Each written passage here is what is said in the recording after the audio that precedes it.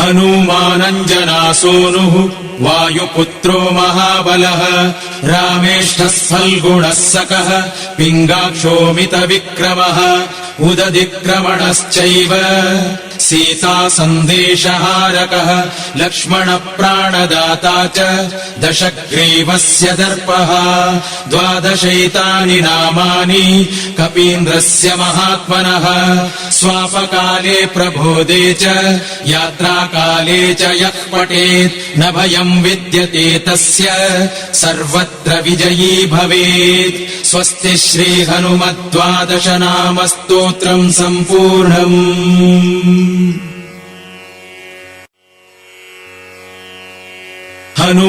हनुमानञ्जनासूनुः वायुपुत्रो महाबलः रामेष्ठः फल्गुणः सकः पिङ्गाक्षोमितविक्रमः